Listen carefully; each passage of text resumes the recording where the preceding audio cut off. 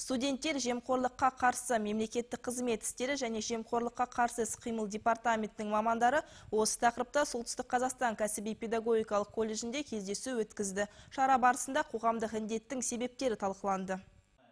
Кездесу сыбайлас жемқорлыққа қарсы стратегия аясында өткізілді. Мұндай ақпараттық дәріс колледж студенттері үшін кездейсоқ өткізіліп отырған жоқ. Ұйымдастырушылар сыбайлас жемқорлыққа деген нөлдік төзімділік қағидасын қалыптастыруды жастардан бастау керек екенін түсіндірді.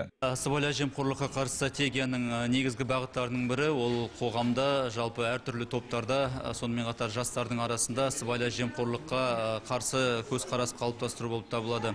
Сондықтан да бүгінгі уақытта департамент және білім басқармасымен бірігіп бірлескен іс-шаралар жоспарын құрды. Бұның негізінде орта арнаулы білім беретін, яғни колледждерде біз осындай лекция семинарларды өткізуді жоспарлап отырмыз. Қазіргі таңда елімізде қоғамдық індеттің тамырына балта шабу шаралары күшейтілуде. Колледждің өзінде жастар ісі жөніндегі комитет осы әлеуметтік зұлымдықты жоюға ерекше көңіл бөлуде. Студенттер сыбайлас жемқорлыққа қарсы күреске бағытталған түрлі іс-шаралардың ұйымдастырушылары мен қатысушылары болып табылады. Я знаю, что 9 декабря 9 желтоқсан сыбайлас жемқорлықпен күрес күні екенін білемін. Өзім біздің колледждің жастар комитетінің мүшесімін. Жыл сайын комитеттің еріктілерімен бірге 3-4 желтоқсан күндері осыған байланысты таза сессия акциясын өткіземіз. Осындай ақпараттық кездесулер облысымыздың 27 колледжінде өткізіледі деп жоспарланып отыр. Сонымен қатар мектептерге айрықша көңіл бөлінбек. Бұл орайда оқушыларға арнап сыбайлас жемқорлыққа қарсы ашық сабақтар жүргізілетін болады.